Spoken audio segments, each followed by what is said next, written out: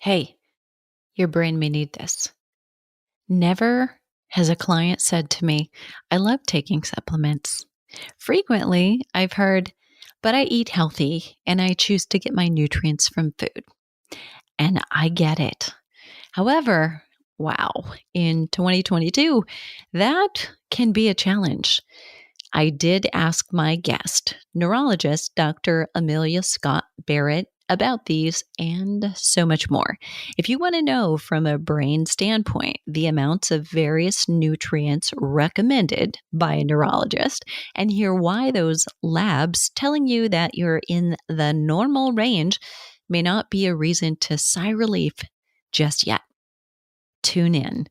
I'm Deborah Atkinson. You're listening to Flipping 50, where I address your top struggles and concerns. But more than that, what we hope to do is get you out of that basement and into the penthouse with your expectations about aging, changing the way you think and dream about 65, 75, 85, and beyond. I share what to eat, how to move, and how to change your mindset so you can have the energy and the vitality that you want, need, and deserve in this second and better half. And if you are a fitness professional or health coach or want to be, we also are the creators of the Flipping 50 Menopause Fitness Specialist course. There's some special things going on between now, when I'm releasing this podcast, and the end of 2022 for setting up your business to thrive in 2023. And right now, here's the absolute truth that a woman who's here listening to this podcast, a woman who's in, 40s through 70s, wants a woman who's in her 40s through her 70s who gets it.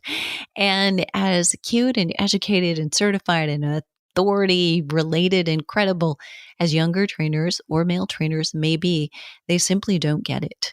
And unless they are actually deep diving into the science, they don't realize how little information is out there related to women and her hormones, yours, so that you can get the results you want. We need more choices for women so that whether you want to coach online and virtually, or you actually want to work face to face with somebody, there are plenty of choices for a woman to look at and consider. If you want to be one of them, I'm going to put a link in the show notes so that you can connect on what might be your next step. My guest today is Amelia Scott Barrett. She's a Stanford-trained neurologist who shows people how to use neuroscience and new technology to get rid of their headaches. Dr. B has translated those scientific advances into actionable strategies that cut headaches in half in just 12 weeks. She and her team have coached thousands of people over the world through the online course called Migraine Relief Code. She graduated with honors in psychology from Smith College and attended the University of Colorado School of Medicine. Dr. Barrett completed her residency training at Stanford University and then returned home to Colorado. She then founded Rocky Mountain Neurology, where she specializes in headache patients. Let's dive into this episode. Dr. B, thank you so much for being here. Thank you. I'm glad to be here. All right. So before we dive in, we're talking, of course, about brain health supplements. And, do we really have to take another supplement? Many of my listeners are saying, are you kidding me? Because never, ever in 40 years have I heard somebody say, I just love to take supplements. But I'm sure you can agree. Yeah. How did you get here? Why are you doing this? Why is this your story?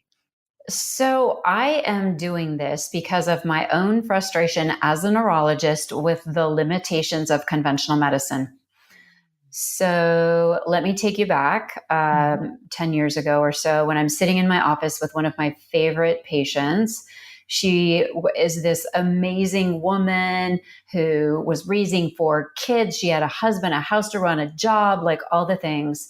And at least one day a week, she was ending up in bed, just couldn't function, had to get other people to try to fill in for her on all the things she did. And I just remember so vividly this moment of handing her a prescription for another medication. This was back in the day when we had paper prescriptions.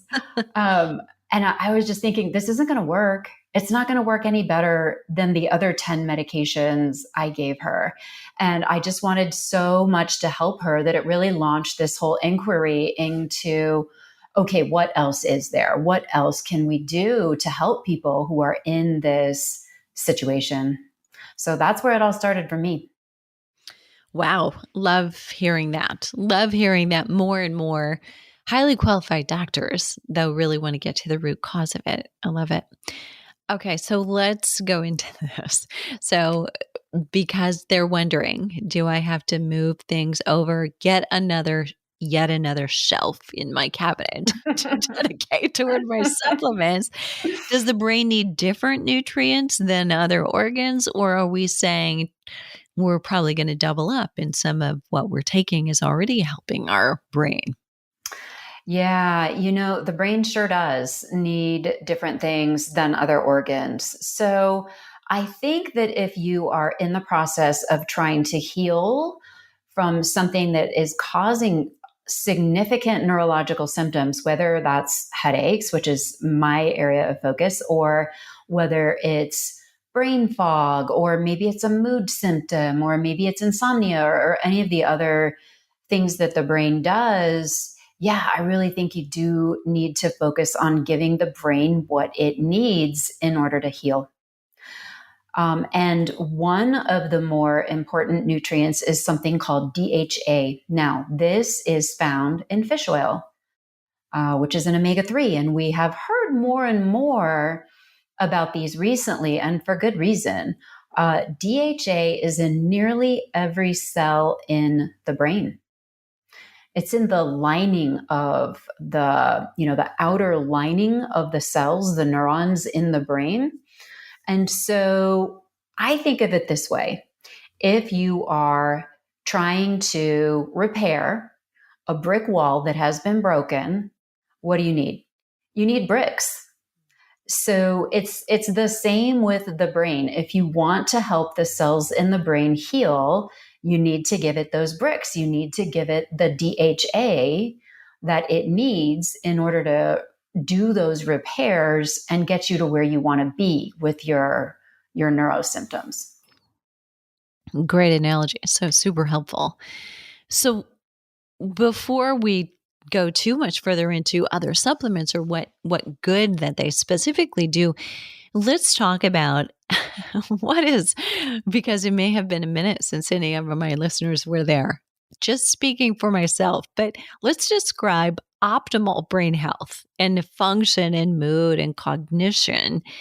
How does the brain work when it's working optimally? And that is absolutely our goal, right? Yeah, right. For all of us. So I would say that optimal brain health looks like being able to concentrate on things when you need to focus, having the energy to do the things that you want to do, being free from pain, headaches, or other sorts of pain that interfere with your ability to do the things you want to do. And I think it is also linked with mood. Now, there are many things that go into mood. It's not purely a physical or a supplement problem in the brain when we're dealing with things like anxiety or depression. But I would say that optimal brain health does include a freedom from the disabling symptoms of anxiety or depression that people sometimes experience. Interesting. Okay. And I wanted to pull that one out. So I'm glad you went to it right away. But come back to function, because I know in that list you said like feeling like doing those things. So when you say feeling that, I mean, does that mean like from an energy standpoint? So we're actually talking about the brain maybe being the director of the rest of your body wanting to, because there are a lot of women listening who have who struggle with motivation right now to do exercise. Yeah, exactly. And one of the interesting things about that, I think, is that the brain actually takes up 20% of the energy in our body. I mean, it is really a hog. It is. It's very needy. It's a needy organ. And so you need to feed it properly in order to feel that level of motivation to do the things that you want to do. So let's say that maybe your nutrients a little off, your mitochondria are a little off, and you are in that state of just not having the energy, the get up and go, the motivation, the dopamine to really do the things that you want to do. That problem needs to be fixed. And that's a brain health issue. Mm. So, coming back to pulling something out of that sense, what's a junk food diet from the brain standpoint? Oh boy. Uh-oh. Well, there's so many, aren't there? So I'm gonna go out on a limb here, and I may step on some toes with this, but I would say that eating purely vegan is probably not a brain healthy diet. Although it is way better than how most people eat, right? Like if you Mm. were to take the standard American diet and compare it to being vegan, like vegan wins 100 times over. But the reason I bring this out is that I run into so many people in the health and wellness community who think they're doing everything right for their brain, but they're not getting those essential nutrients from meat and fish. And so, for example, we were talking about omega 3s earlier. Fish is really the best food source of omega 3. You can get some from non fish sources like flaxseed or flaxseed oil, but you have to ingest much higher quantities in order to get the amount that your brain needs. So, really, fish is an important food. It really is. And the other nutrients that people can be missing are things like vitamin B12. B12 typically comes from meat. And yes, you can take it in pill form, but it's always better to get your nutrients from food sources if at all possible, because there's a certain magic to the whole food that just doesn't happen with the supplement extract. Supplements really are that. They're supplements. They're not substitutes, right? We call them supplements, not substitutes for food. So that is one thing in the wellness community that I think it's important to clarify. Now, outside of that, there are all the things we've heard a million times over: processed foods, high omega-6 oils, the highly processed oils that are found in so many of the processed foods. Those are not good for the brain. And, too much sugar. Here's another myth. I may be stepping on some toes with this one too. Everybody's going to bruise toes by the end of this podcast. But there is this common conception out there that the brain needs glucose every couple of hours, and it just doesn't. The brain runs fine on non-sugar sources of fuel like ketones from stored fat. So, and it's actually, I think, important for people to be able to increase their body's ability to use those ketones and to go periods of time without eating so that the body has the chance to ramp up that ketone system. So, to summarize, I would say, of course, overly processed food, standard American diet, diets that are low in B12 or omega 3s, and diets that are too high in sugar. Also not good for the brain. So I think those are the things to avoid. So good. So I want to ask something very specific. So in regard to meat and the benefits for the brain, what are your thoughts? And this I ask because listeners, I will link to this previous episode. What are your thoughts on organ meats? We've recently had a podcast talking about it, but I'm just cross training here with that for the brain. Well, the benefits are incredible. And I'll be perfectly honest. I myself am deficient in organ meat consumption. Right, me too. You're not gonna get me to sit down at that liver and onions dinner ever Oh my gosh. again. My mom used to make that for me when I Me was a too. kid. It didn't go well. Mm. I used to beg the neighbors to invite me over for dinner that night. Exactly. Exactly.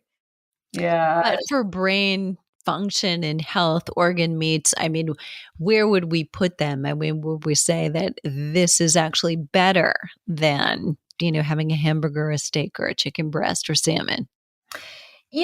Not necessarily. I think Okay. you can, and partly because so many people feel the way you and I do. So I don't want to make it sound like organ meat consumption is some kind of a requirement for brain health. Is it Mm, healthy for you? Absolutely. mhm. Can you have good brain health without it? Absolutely. So yes, there are lots of important nutrients there. But I think we can do okay eating some wild caught salmon, mercury safe tuna, shrimp, salmon, mackerel, anchovies, all the things. I think that there's more than one way to get to that goal. Okay, great. Thanks for answering that one. And you didn't actually mention this, but it popped into my head. So, what is the effect of fasting on the brain?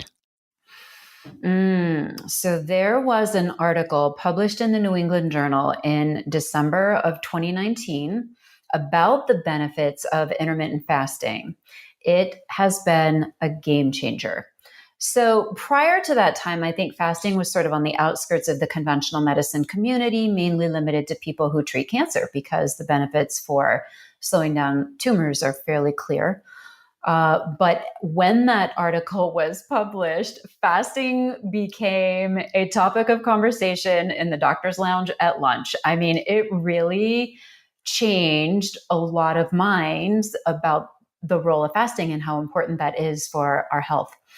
So, in my mind, the number one benefit of fasting, and there are many, but just looking at it from the perspective of somebody who tries to help people with their brain, is that fasting makes your body run off ketones. You produce BHB, which in turn stimulates a substance called BDNF, or brain derived neurotrophic factor. Hmm. This stuff is like miracle grow for the brain. It is so amazing. And what it does is it stimulates the growth of new neurons. And this is just like earth shattering for me because when I started off my career as a neurologist, it was a given fact that the brain could not make new neurons. Like, I'm not even kidding. It wasn't that long ago. I'm old, but it wasn't that long ago. And so the fact that we now know, just in the space of my career, number one, that you can make new neurons, and number two, how to do it. Wow, that's exciting. So, Very exciting. Okay, yeah. so is there a most benefit? Where's the biggest benefit happening? What fasting window? So I think that the most doable thing for most people is to try to eat in an 8-hour window, which allows for a 16-hour fast. Okay. And that can be hard to do, Mm. especially in the beginning. And obviously go slow when you start, but the time between 12 and 16 hours is pretty good ketone making time and it really allows your brain and your body to experience the benefits of those ketones. Now, more prolonged fasts do have more benefit, but I feel like that's harder for people to get started with. It's less doable. Whereas, you can pretty much eat between 10 and 6 or 11 and 7 almost every day. And once you're used to it, it's just a lifestyle. It's not, an occasional fast you do once a month or things like that. It becomes a lifestyle. And as we all know, the habits that we keep every day have the most profound impact on our health. Those are the things that really shape our bodies. So I'm a big fan of the 8-hour eating window. Okay, great. So I'm going to ask you a two-pronged question or a question and then ask you for a definition before we answer it, just to help our listeners and get on the same page. So I want to ask about like our neurotransmitters. Do supplements affect those neurotransmitters that occur naturally in the brain. And do you want to first define neurotransmitters? Give a couple examples. So, neurotransmitters are the chemicals that help one nerve cell in the brain talk to another. So the nerve cells don't actually touch. They don't, like, if you imagine putting your hands together, your hands touch. That's how one hand knows where the other one is. Nerves don't quite touch that way. Imagine there being like, put about an inch between your hands and then pretend like you had to release chemicals from one hand and absorb the chemicals with the other hand in order for those two hands to know that each other is there and to communicate. That's how your brain works. Okay. And so neurotransmitters are those chemicals between your hands. It's how one nerve cell talks to another. Cool. And yes, absolutely. There are supplements that influence neurotransmitter function. And this is an absolutely fascinating area of research because a lot of things have to happen right to get supplements to the neurotransmitter space, right? They've got to be absorbed by your GI tract. They've got to cross the blood-brain barrier, and then they've got to get to the right synapse. That's the connection between the nerves. It's called a synapse. So there are a lot of hurdles to getting supplements right there to where they need to be to affect the neurotransmitters. But yes, the studies are fairly clear that this does in fact happen. And my favorite of those is magnesium. Wow. Okay. And everybody here loves magnesium, but potentially for different reasons. So we talk about it quite significantly for its beneficial goodness for helping sleep, get to sleep, stay asleep, or not wake too early, as well as, certain strains for helping with regularity. So talk a little bit about the brain benefits. How does magnesium help with that? I am so glad that you are bringing up these benefits of magnesium on your podcast because, yes, I absolutely agree. It's good for sleep. It's good for being regular. And that's very important for brain health also because that's how we get rid of toxins, by the way. But one of the bigger benefits is that it increases a chemical called GABA. All right. Now, there are two main neurotransmitter systems in your brain. One's called glutamate, and it makes everything fire. And one's called GABA, and it makes everything stop firing. All right. So when people are getting headaches, there is too much firing going on in the brain, right? That's why you're getting pain. You're getting maybe visual symptoms like aura. You're getting nausea. You're getting numbness. You're having trouble speaking. Like a lot is going on in the brain when those things are happening, and the brain is essentially overactive. So what the studies have shown is that magnesium improves headaches because of its effect on GABA. There are a couple of other things it does too, but it's mainly the fact that magnesium can increase the activity of GABA in the brain, which settles everything back down so that those visual symptoms go away, the pain goes away, the numbness and tingling goes away, all those neurological symptoms can go away. So there are so many different types of magnesium. It's not quite as bad as going to the store and say staring at yogurt, but it's not good. I mean, somebody, you send them to the, pharmacy and they're like, but which one? Like, so can you address that? Is there one that is better in regards to doing these functions? Yeah, I do have my favorites. And I have interviewed many of the people who did the original research on magnesium back in the 1970s and 80s. And so the most important thing for magnesium is to get it absorbed, is to get it from your intestines into your body, because it's very easy for your body to just eliminate magnesium. So one of my favorite ways to do that is to use magnesium glycinate. And here's why. So the magnesium is, of course, the element, right? We call that elemental magnesium. It's always bound to something. And so in this case, it's bound to glycine, which is it's an amino acid. It's a component of proteins. It's lunch, And so when you take the magnesium glycinate, there's like lunch connected to the magnesium molecule, goes through your system, and your body says, aha, protein, I can absorb that. I know exactly what to do with that.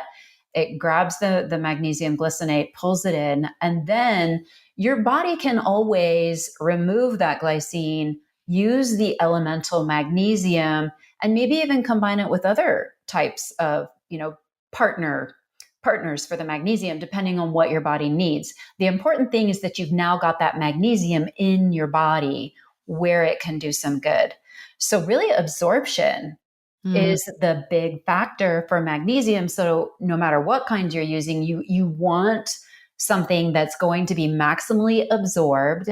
And then once your body absorbs it, it knows what to do. It knows, does it need to connect it to X, Y, or Z, to produce the effects it's trying to produce. The issue is always the absence of the elemental magnesium.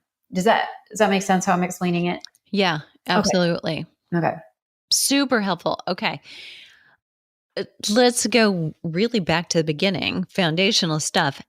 What are the most common symptoms people would have from a deficiency of vitamins important for the brain outside of, I've got a headache, can't get rid of it? What else would there be? You know what? There is an absolute epidemic of what I want to talk about here. And that is vitamin B12 deficiency. So vitamin B12 deficiency causes troubles with memory that can range anywhere from brain fog to full on looking like dementia. So this takes me back to a story from when I very first started out as a neurologist, and I was called to the emergency room to see a patient who was having trouble with memory. And I got to the emergency room, and the patient was not in his room. And I said, "Where is he?" And they said, "He's on the roof." And I was like, "What?" Okay. Call me when he's back. I mean, I don't know. So it turns out this patient had vitamin B12 deficiency, very severe, very profound, obviously causing troubles with memory, thinking, behavior. We fixed the vitamin B12 problem and he got better. I mean, it was amazing. It was amazing. So that, memory problems from B12 is fairly well known. And it's incredibly common. So I think that's one that I want to make sure everybody knows about. And the other problem with it is that the ranges we use for vitamin B12 levels in the doctor's office aren't great. So they are normals. Normals is the bell curve of exactly that, normal. Mm-hmm. It does not mean optimal, mm-hmm.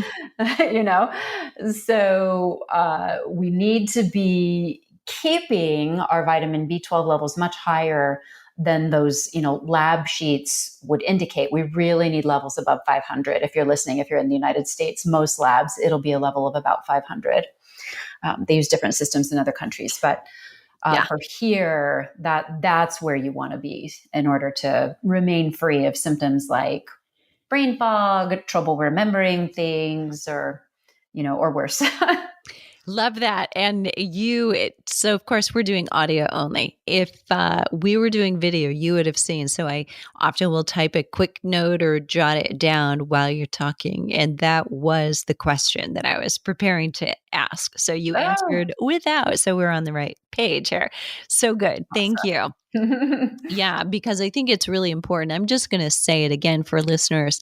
Getting the right test, number one, that's really important. But two, making sure that if your doctor runs those tests for you, or you self-directed order your own lab, when you get it back and it says you're in the norms or normal range, that's really not. You don't want to be normal. Okay. So we're not shooting for average in life. Your parents never, ever, ever looked at you in the crib and said, "Oh, I hope you're average." Yeah. I love that. Okay. So I'm asking this for all of my listeners who say, if I hear one comment over and over, it's always, "Well, I eat pretty healthy, so I don't need any help with my diet. I just need the exercise part of it." That's what they'll say to me. And I always say more about that. But They're asking, can't we get all of our adequate nutrients from food? Yes, if you live like a hunter gatherer who lived on the coast and got lots of fish. Given that that's not how we live, I think it's not possible. And some of the barriers are not just so much lifestyle. Some of the barriers are actually related to the fact that the quality of our food is different than it was in the past. Magnesium depletion is one of the better examples. Our soils don't have the nutrients in them that they used to, and therefore our food doesn't have the nutrients in it that it used to, which is sad. So, I think if you could rewind the clock, sure, but given that we can't, we have to deal with the realities of the world we live in. I think that supplements are necessary.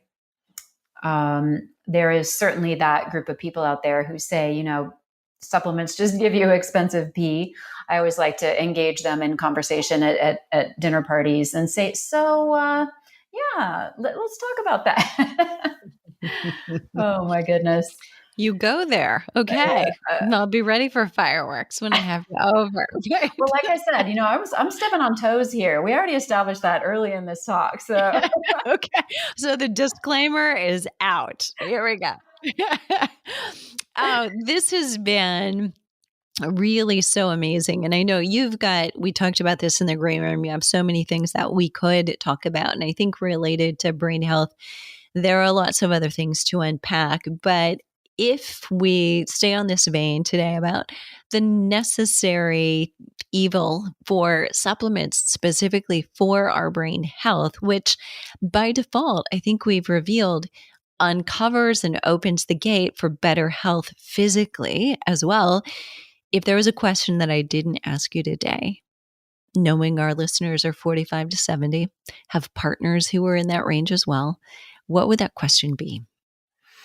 Well, I would like to talk a little bit about what would that optimal supplement regimen look like for brain health. So we mentioned omega-3. So I'm just going to be real specific here. I'm going to say fish oil, at least 1,000 a day. Mm-hmm. Magnesium glycinate, as I mentioned, 400 to 500 milligrams every night before bed. And then I think you need a powerhouse multivitamin as well. You need something that has CoQ10 in it, which is important for mitochondrial energy. Remember how I was saying that the brain is an energy hog? Mm-hmm. Well, CoQ10 is one of the things that's important for making the energy producing cells in the brain go. So you need a little bit of that in there. And I would say that we probably need methylated Bs in our methylation. Just consider that word to be the same thing as like activated. And about half of us have bodies that don't activate vitamins very well. So we could use that activated form. And vitamin D. You can get good multis that have vitamin D as well. And I feel like, there's been a lot of talk about this. Most people are starting to understand the importance of vitamin D supplementation. So, it's not just any multivitamin. It has to be a really good multivitamin that's got all those elements in it. But that kind of gets you down to the bare bones minimum, I would say, is going to be those three to keep your brain healthy. And I do want people to know that there's really, really good data connecting fish oil supplementation with a reduced incidence of dementia, which is so important for all of us as we move through life to do everything we can to try to reduce the chances of dementia. Truth. And listeners, this is not meant to be a persuasive argument, but there's also plenty of research about, people who have really destroyed their knees. It happens to be the people who are in the most pain in regards to knees, whether that's osteoarthritis or something else. Now, if you're bone on bone, we're probably not going to regenerate with it, but it is those people who are on omega-3s who are the worst off in the greatest amount of pain that after about 6 months of kind of a higher dose, a clinical dose, that had the most relief. So there are things you can do. Awesome. Ooh, That's really good to know. I did not know that. Thank you for educating me today. That's spectacular. Oh, Absolutely. cool. Absolutely. Well, thank you. That list is incredible and super helpful to give something very tangible like that. Where is the best place for listeners to get more Dr. B goodness? I would say my website, which is ameliascottbarrettmd.com. That's AmeliaScottBarrettMD.com. So good. Awesome. And listeners, she didn't even say it, but I'm going to put her social media links in there so you can stalk her there too. and, and now, listeners, it is up to you. So if there's a question or comment, because I love to hear from you, I love to know if this was valuable for you, you can leave it below the show notes at flipping50.com/brain health. That's flipping50.com/brain health. And what are you waiting for? Let's start flipping 50 today.